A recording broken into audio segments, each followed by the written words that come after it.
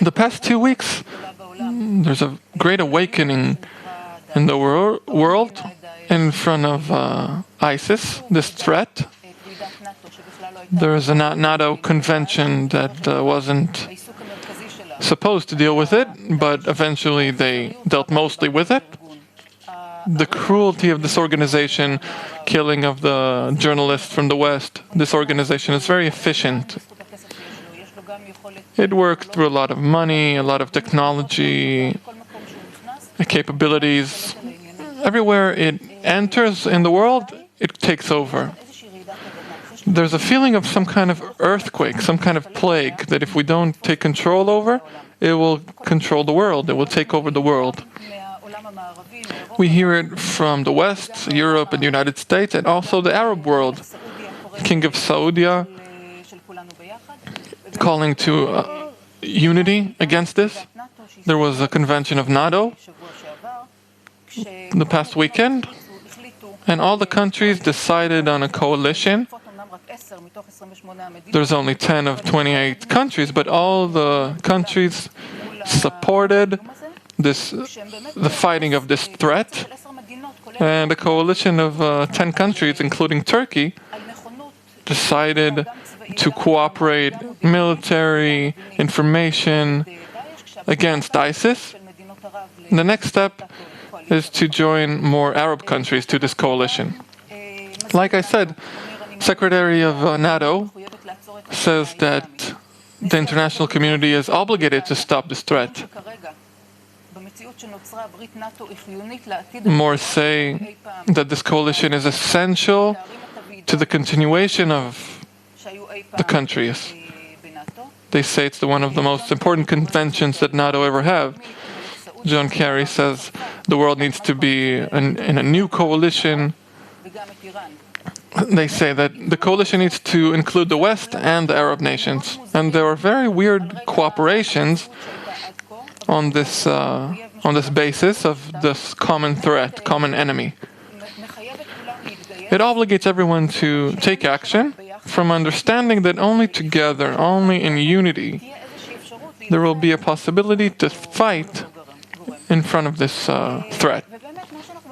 And what we ask of you, Rav Leitman, we are inviting you to be an advisor in an international assembly, like NATO had. The goal of this convention is to think together how to deal with this threat of terror, extreme Islamic terror that ISIS we see in the forefront. But we see things are evolving in other sections and other movements. We need to build a strategic plan that solves it from the root.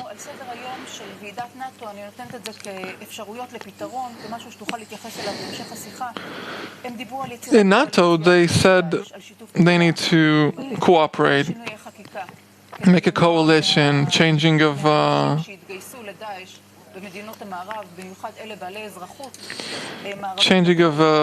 lot of rules and laws because of soldiers coming into the countries of Europe and the US, communities spreading around Europe.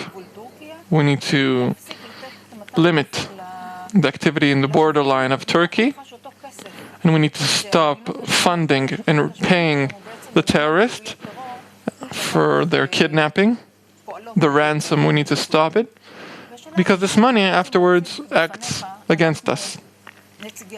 The first question we want to introduce is, what in your opinion is the solution in front of this vicious power in a worldwide scale? One word, unity, and that means if we don't go in the direction of connection and unity to a coalition around the world between everyone to be as one family, to that extent, really, then more and more organizations like this will raise, and we would suddenly find them. It will be very unpleasant. And I want to ask, half a year ago, where was this organization? Where did they get their money, their armor, their military equipment, supplies. It's not just fighting in some desert. It's holding thousands of people that you need to supply them a lot of things. It's like a small army. How many people we have fighting in an army? Behind them there are strong and big, huge bodies that need to supply logistics.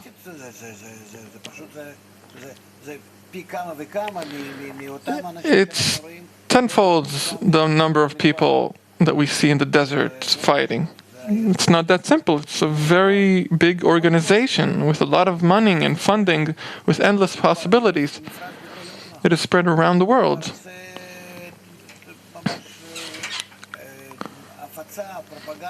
It is disseminating, doing propaganda, whatnot, everywhere around the world. It draws to it many people from the West, also the Arab countries. People join this organization more and more. Thousands of people. It's a network that is around the world and working in a way that is very smart. They have connection between them. They have a head. Everything is organized. It's a network. How could it be that we find out of this only 2 weeks ago, when they started showing themselves? We came to a state that if they wouldn't talk, we wouldn't find out about this. No one would worry that this organization is existing. The West, Europe, and the United States, which are around the world, with thousands of people, of agents, didn't they know about this? Just about Al-Qaeda they know? About this poor guy Bin Laden, like he's the one doing all the wars? He sat there in his house quietly. What did they think? Are we that naive that they sell us these kinds of stories? Children's stories? And that all of a sudden there's a new king with a kingdom spread around the world?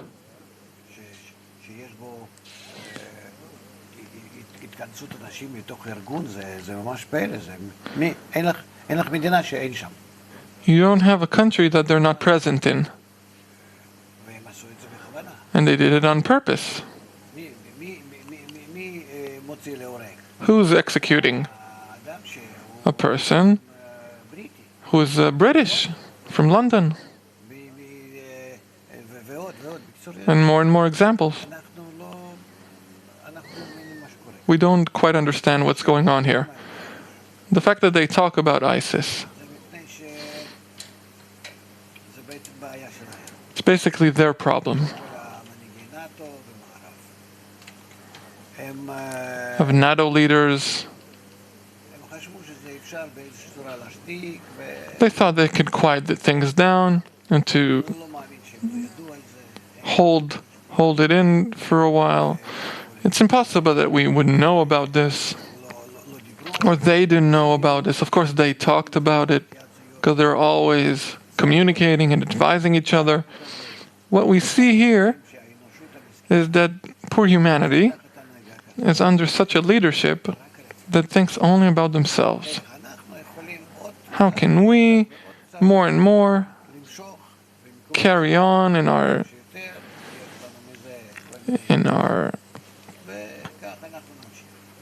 jobs, in our offices?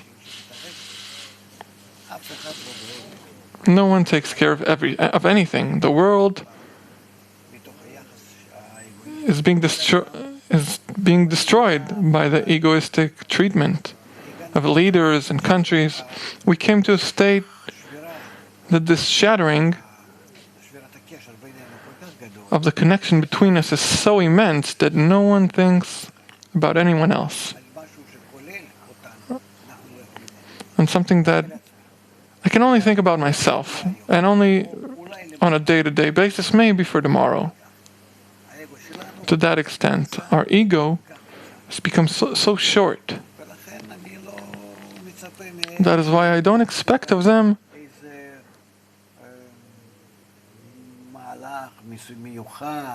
to do some kind of special act.